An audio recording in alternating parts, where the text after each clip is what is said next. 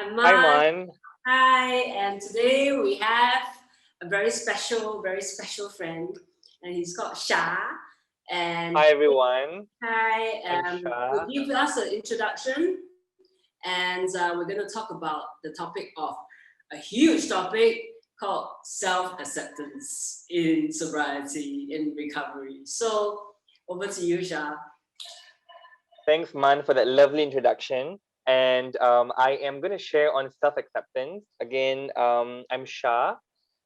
I'm in my early 30s. Self acceptance is a topic that I really, really love because it is so important in our existence in humanity as a whole. And being gay and a minority in Singapore is something that I had to learn how to accept in the beginning.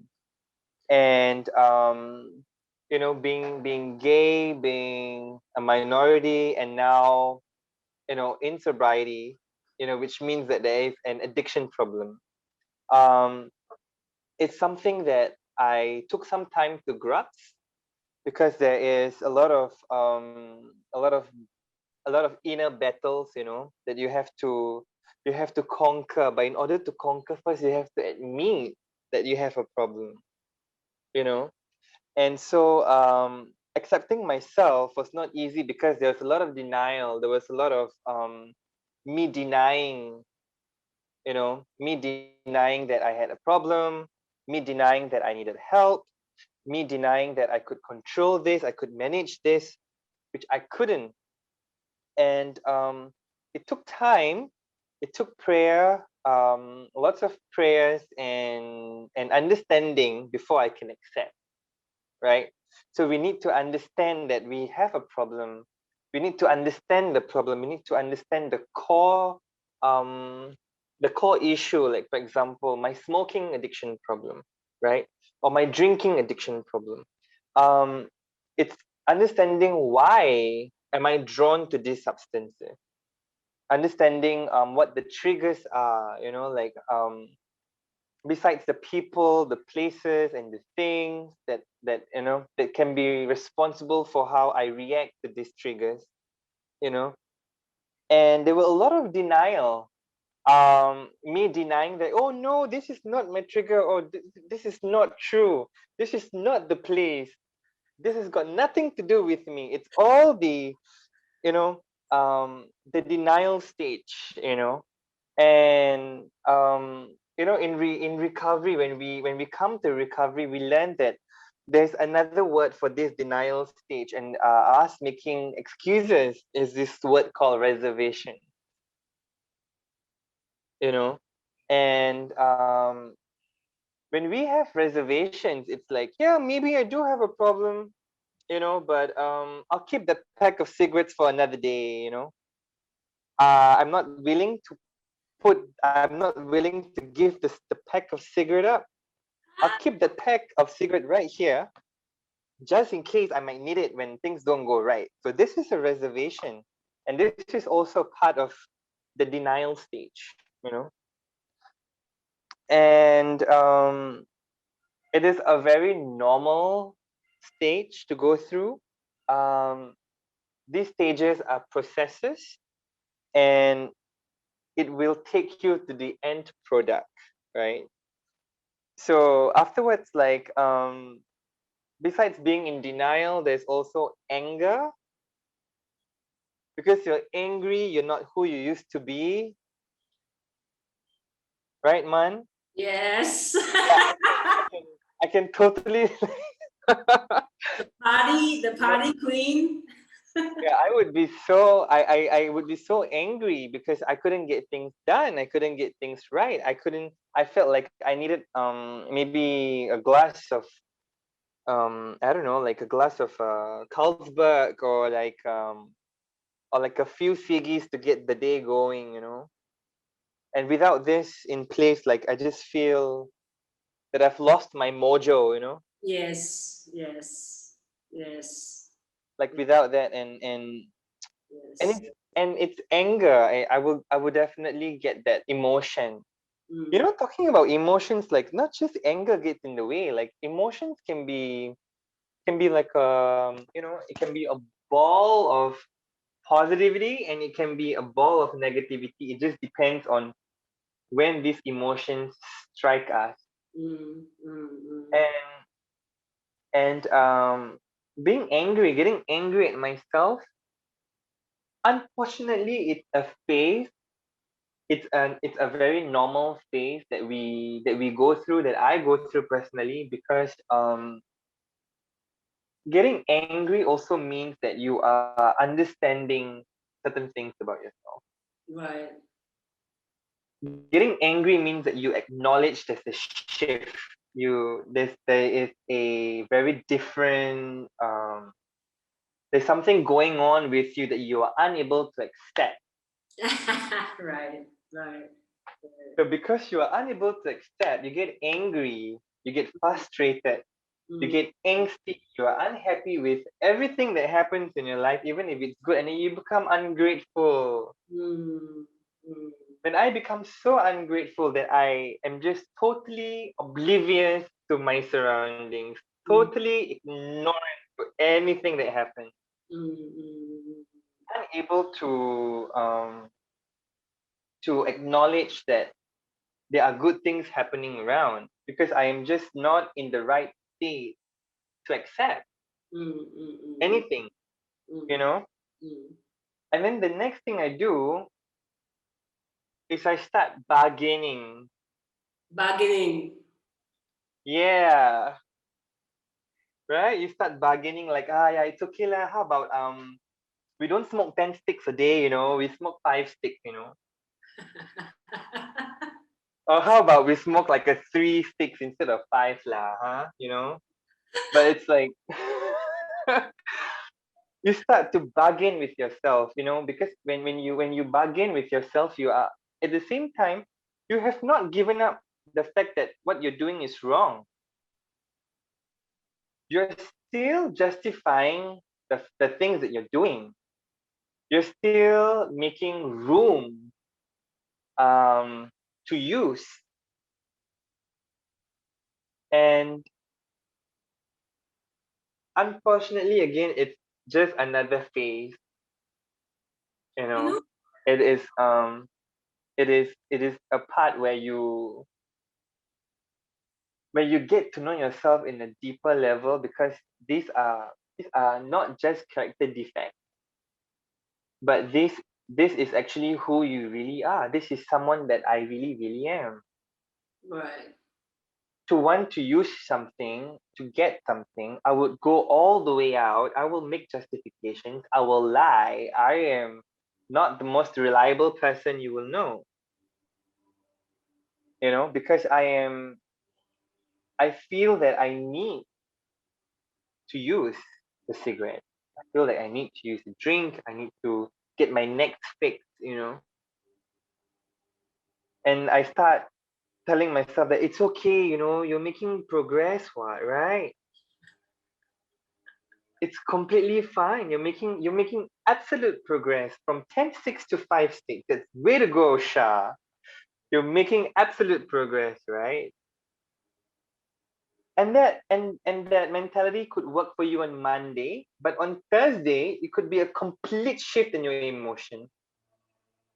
Say your anger gets on by another notch, and then your bargain gets even more unrealistic. Let's do 15 sticks instead of 10.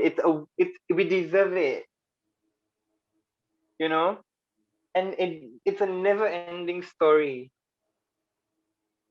It is a never ending story because of unaccept. You cannot accept. So we beat around the bush, we go left, right, and then we blame the whole entire world. I blamed a lot of things. I did not um want to come to terms. I think the other word for acceptance is coming to terms. Like coming to terms with your ability, whether you are able to do certain things and the ability to not do certain things, and that's okay. And that's really okay. Because when I tend to do things that I cannot do, I'm not capable of doing, I I will go into this word called depression. Very big topics. So Aisha, I almost feel like the opposite of self-acceptance is actually self-destruction. You know, it's a bit of like the lack of self-love. You know, we start to, Definitely, yeah, definitely. things that are destroying ourselves because we don't love and accept who we are. So can you tell me, like, what is your journey like to self-love and acceptance? I mean, do you think that being a minority, like what you said, was one of the triggers for addiction for you? Yeah, I think the reason for using was just to suppress feelings, right? Mm-hmm. So and not want to feel, right? So because yeah, being minority means like I work extra hard for things that I want.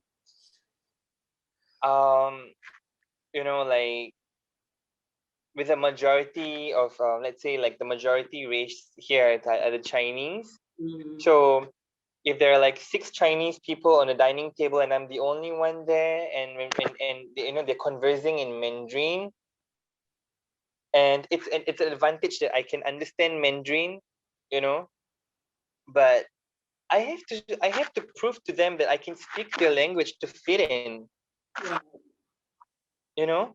But fitting in is a natural right. right, Like having shelter is a natural human right. I don't need to prove my worth to have a shelter. right. Similarly, like I don't have to prove my worth to these people. Not like it's important to have a conversation with them, but it's human nature to just, you have 1 hour of lunch, you're sitting together, you're having a conversation. Why not include me? Yeah, I would include you, right, but saying that I would include you is my personal expectation, right. right? But it is a realistic expectation, isn't it? I think having expectations in general is a killer, you know. Realistic or not, that's life, that's humans, you know. Like I've been in parties where everybody's speaking French I'm standing there in the middle and nobody spoke English, you know. So I think it cuts across all. Yeah, but it takes effort, like how often are you in a party with French people, and how often am I having lunch with a group of majority? Yeah, right. You know what I mean? Yeah, It's like a constant effort. And yes. then when it comes to like culture differences and like I'm very impressed sometimes by how oblivious people can be also to their surroundings Mm-hmm. and but then again it's the beauty sometimes of the environment. Mm-hmm. I think for me it's like making the constant effort to explain. Mm-hmm. And when you make the constant effort to explain, when people ask you again and again and again about your racial background, your ethnicity, your ability to speak more than two languages, three languages, and things like that, and you know on some days when you're in a good mood, of course you'll be more than willing to share. But Mm-hmm. on days when you don't feel like saying anything, it's really like Sing. yeah, it can be very tiring, it can be exhausting to consistently explain. I Mm-hmm. think it's really tiring. But if your managing director is the person who has these questions for you, whether or not you're in a good mood, you have to answer the question. Mm-hmm. So do you think, right, Shah, do you think that like like when I came into recovery, I hear a lot of people feeling different, you know? Like it didn't even matter whether they're the majority or they're gay or lesbian or straight. It didn't matter. It's like we all had this feeling of not being a part of, like we are like kind of different since we Yeah. were young.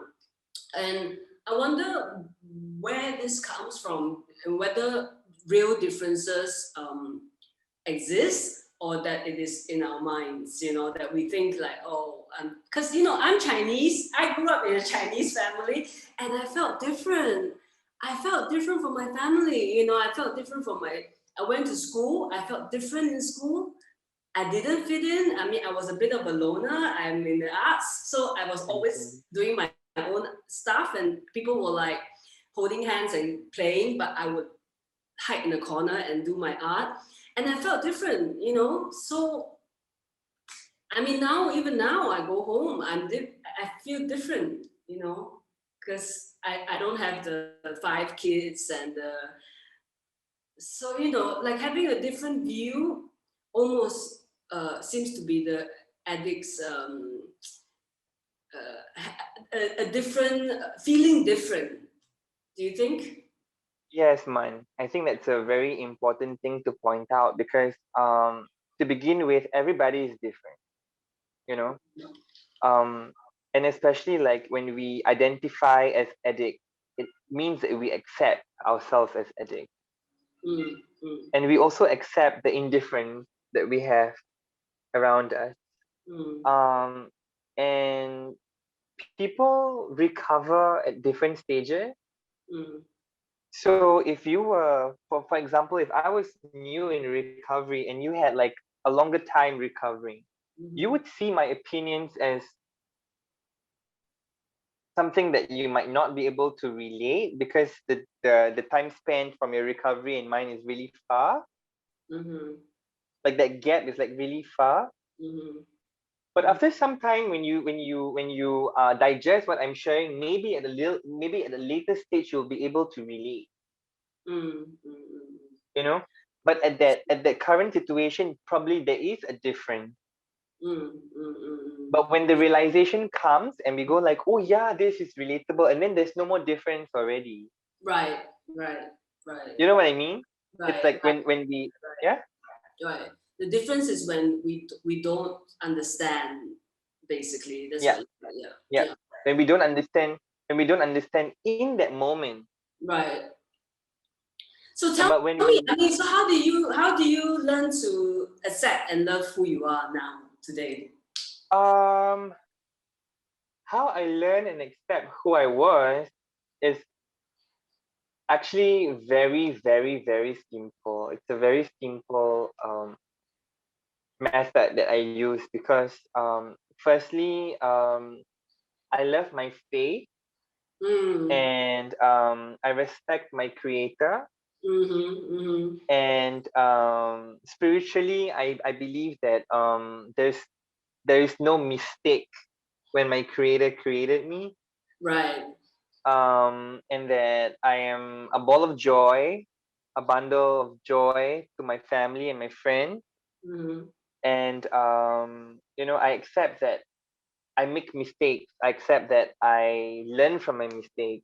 mm-hmm, I accept that I could be um an example that people can learn. mm-hmm, I accept that I can learn from other people. mm-hmm, mm-hmm. And self acceptance happened when I came to terms with who I am. Right. Right. Right? Like when I accept that yes, I am a homosexual, yes, I am Muslim, yes, I am a minority, yes, I am, and it's all about admitting, Right. Right. right? It's all about admitting to the facts, Right. Right. all these important facts. And these are not just facts, but they are identity. Yes. It's who I am as a person. It's who I can relate to as a person, Yes. you Yes. know? And knowing that I am not the only one who is going through it. Yes. Yes. That was not just that actually made it very easy, knowing that there's so many people out there who probably found it like takes a lot of effort explaining, Yes. Yes. you know. But when we explain, when we have conversations among people who are in recovery, it makes it a lot easier. We just cut the chase. You know, we know the traits of an addict. We know the characteristics of an addict, and it makes it so much easier for us to just sit on the same table, Yes. Yes. Yes. you Yes. know, and and that's it. The acceptance is just there. Yes. Yes. I think self acceptance starts with you need to know who you are. You know, And I think when I was in addiction, when I was drinking, I didn't know who I was, you know. I was what you want me to be, you know. Exactly. You know, Exactly. Yeah. I will pick a magazine and I will flip the magazine and go like, I think I can be her. I think I can carry that off. But I didn't have me, you know. I didn't know who I was. And then when I got sober, I needed to. When I saw who I am, then there is that journey of like, okay, so now can we accept? Yeah, I mean, my personal story. It's a whole lot of admitting that I'm surrendering. Is it? Yeah, it's a whole lot of surrendering to a power greater than myself. I Mm, felt that could restore me to sanity. mm, mm, And and admitting that I had a drinking problem, I had a smoking problem, I had mm, a using problem with mm, drugs, and it's really it's something that I felt that I had to accept mm. in order for me to change. Right, right, right. So the word change here is also a big word, Yes, yes. but it all starts with self acceptance, because how do you expect other people to love you? How do you expect other people to accept you if Mm, you can't accept who you are? right, right. you know so Yes, in order for me to feel that I'm going to be a confident person, a person who is confident, a person who's going to put himself out there, knowing his boundaries and everything else, it's only because he's able to accept himself. right, right, right. Yeah. So, question. So, what if, right, you found out that you have some, after you got clean and sober, you find that there are a lot of things about yourself that you don't like. Like, for instance, like I have a anger issue. Like, you know, like I can be quite blunt. You know, I can be quite hurtful with my words, or something about me that I don't really like. What do I do? I mean, you can't really. Can you change? I mean, it's not that easy to change, is it? It is not easy, but it's not impossible. Mm, mm, Change happens when we want to change, Tell me when we something that you accept. have changed. you know Tell me like one for thing me, that. Mhm. I accepted that I can be very what you call I can be very demanding. Interesting. I can be very demanding. I can be obnoxious. Yes. There were times when I can be completely oblivious to my surroundings Mhm, and mhm, still expect things to go my way. mhm, mhm, You know, and I learned that, you see, these are things that I'm able to say today mhm, because these are self-realizations. It's something that I admit, I realize, and you know I had to work on these things, mhm, and I found them in my recovery journey. mhm, I mhm, found them in conversations with therapists, with counselors, with friends, mhm, you mhm, know. Um, and I was willing to accept these constructive criticisms that I was receiving. mhm, mhm, mhm, mhm, I took them with an open mind mhm, mhm, mhm, and worked them out, and gradually things change. mhm, mhm, mhm, mhm. It's like I guess it's the same principle with a lot of things. Like, even if you're going to be a vegan, Mhm, mhm, the change will take time. mhm, mhm, mhm, mhm. Yeah. Yeah, How? I think what's interesting is that for me, awareness is the first step. You know, Yeah. Yeah. being Of course. being aware of my thought patterns and the behaviors gives me a choice. You know, now that I know, I can choose. And Definitely. sometimes, yeah, but sometimes if I fail, if I still behave the same way, then there's also a certain amount of acceptance that has to come in, where I have to say, you know what, I'm human. You know, I'm not gonna be a saint anytime soon, right? And Never will be. yeah, you know, I'm gonna be who I am for the rest of my life, and we can tweak and we can like sandpaper it, change a little bit, but it's okay. It's about accepting that I have flaws, basically. Yeah, yeah, exactly. Yeah, Exactly. So yeah. it's about accepting, that you might not be the standard that you set, Right, right, right. The and concept, that's okay. yeah, Exactly, and that's fine. yeah. I find that a lot of people, when they come into a spiritual path, right, a recovery or a spiritual path, we start having a concept of an ideal self, like we're gonna be like Mother Teresa and slash Dalai Lama slash Richard Rohrer. It's like, Ah, and we start to beat ourselves up because we are not meeting up that standard, and I find it like over the years to actually say, hey, you know what? I'm not gonna float an inch above the ground anytime soon. I'm gonna just accept whatever happens. Whether it's good, bad. It's really part of who I am. Is what God made me to be. And that's exactly, okay.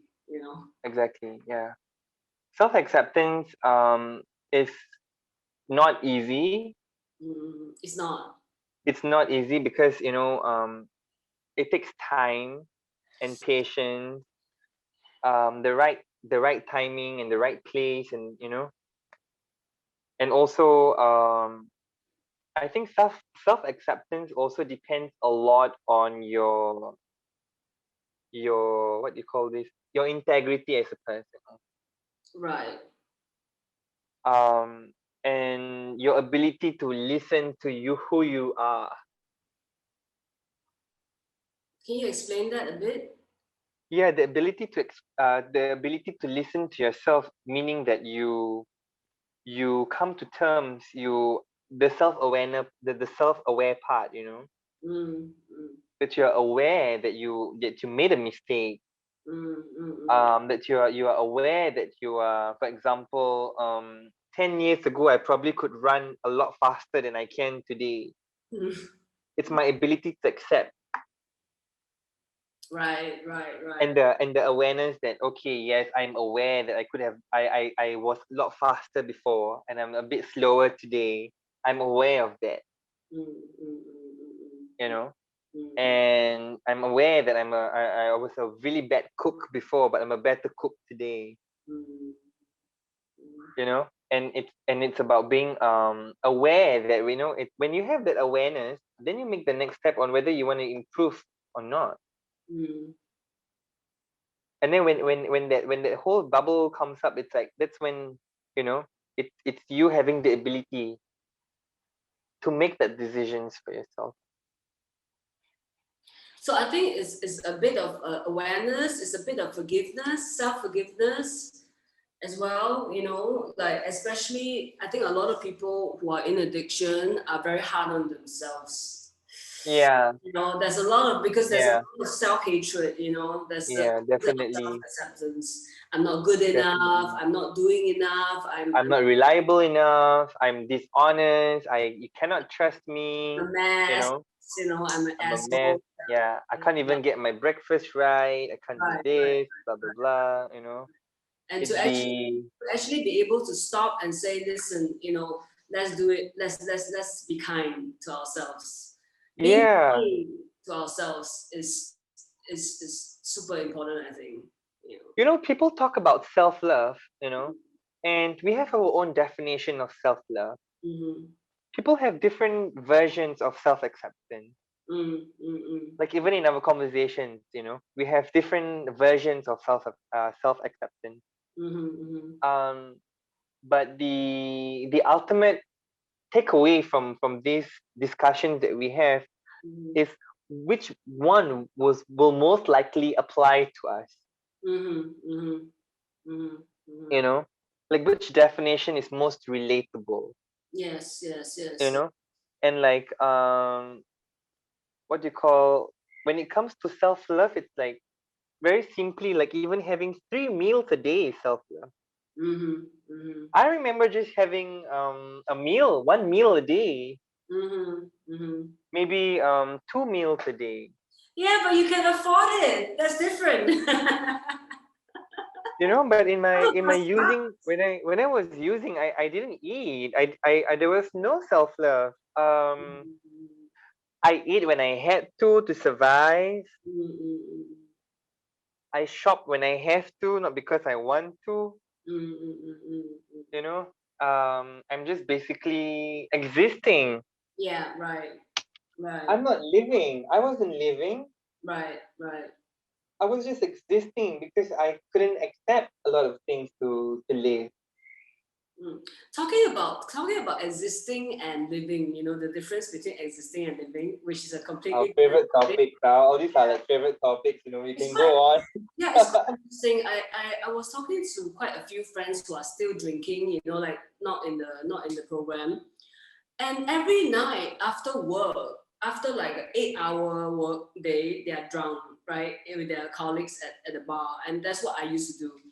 And all their dreams, all the things that they want to do is out of the window, you know, because the next day you're hungover, you're tired, and then you're drunk again, and then you're existing, you know. I mean, I will ask them, so what would you really like to do? Oh, I would like to be a photographer, I would like to design my own t-shirts. Whatever dream is shaft, and the whole lifestyle just kills your it's not living, you know, it's just existing, like what you said. Yeah, yeah, exactly. So it's all about for me, you know, personally, like when I was just existing, it's because I was running away from a lot of things, and I can relate to, you know, drinking after work and getting drunk and the hangover. But it was salvation, Sorry. right? It was the go-to. It was the go-to. It's not like we don't know. We know where we are going. We know what's going to happen in a couple of hours after the fourth or the fifth drink. We know. We're very aware. But it's the comfort, right? It's because like these things that we do give us comfort after we had such a long day. And for some people, like for myself, like that was the only thing I knew how to do. Right, right, right, right. Right, I only knew like, okay, yeah, I've had such a long day, I should pamper myself, let's go to a bar. So that was my understanding of how I treat how to treat myself. So I buy myself a few drinks, and slowly it became a habit, and habits are very difficult to get rid of. Yeah, right. And you know something? I think it takes courage. It takes a lot of courage and energy to live. You know, like what you're doing now, you're in fashion, you're studying, you're doing all these incredible things. I mean, it takes courage and time and energy, you know, and when when I'm afraid of living, right, I run away from that, right? It's a kind of running away from having to face up to the fact that I hate my job. I, I my life is meaningless, and I don't have the courage to create what I want. Definitely, definitely. It takes a lot of courage. It takes patience. It takes a lot of love for yourself. Right, right. Like when I surrendered my addiction problem, Mm-hmm, when I went to my rehabilitation process, mm-hmm, mm-hmm, when I knew that I was going to lose a lot of things in the process of recovering, mm-hmm, you know. But and some people say that it's stupidity. Some people say that I could have done it the other way. But I tell you today that there was zero regret, mm-hmm, mm-hmm, zero regret, because um, making steps like that was, it's just a once in a lifetime opportunity. mm-hmm, You know, we don't know when we'll have the opportunity to make things right. If I use today and if I don't get up tomorrow, which is the reality of the disease of addiction, mm-hmm, if I die from an overdose tomorrow, mm-hmm. will I have the opportunity to make things right? You know, versus all the man-made things that the world has today. all the man-made requirements, etc., versus your own self-love, Right, right, right, right, right. you know. And these are like irreplaceable things, you know. These are like gifts that you have naturally given to you to make things right for yourself. Right. So the question is, are we gonna do it? Are we not gonna do it? Or when are we gonna do it? You know, these three things. And there is so many wonderful stories of people in recovery, success stories. You know, and I always ask myself, like, these people can do it. What can I? So What? You know? what do you say to someone who says, "But I don't have the courage. I don't have the courage to make things right, to face myself, to fight my demons, to What I say to people who tell me that they don't have the courage, I will tell them to pray for courage. right, I tell them that to do to the best of their ability, to make baby steps first. right, Yeah, so I think like I said, it's gonna be, you know, for them to make baby steps, to at least make the first step first, you know. right, Um, and then when they have the confidence, they will have more courage. right, I think confidence is the key sometimes. Like for myself personally, I didn't have confidence in a lot of things. I needed multiple relapses to actually make me to give me the courage to change. Is because of fear, the fear of dying, the fear of not, the fear of not making things right, the fear of regret. right, And you know, I learned that there are good fears, and these are good fears because they make very good ingredients to boost the confidence and to give me courage. And I hope that people out there, you know, um, who are listening to this and who have issues, who have problems, know that they are not alone fighting this. And you know, to know that there are a lot of people who who are also walking the path, the road of recovery. And recovery is a very beautiful journey. It will take you to places that you have never experienced in yourself, you know, and it will bear fruits that you have never tasted. The beautiful journey of recovery. And the best part about recovering is it's at your own pace, you know. Yeah. Okay, so I think we'll end here. Thank you so much, Shah, for your wisdom. Thanks, man. Thank you. Thanks for having me today. Thank you very much. Bye. Bye.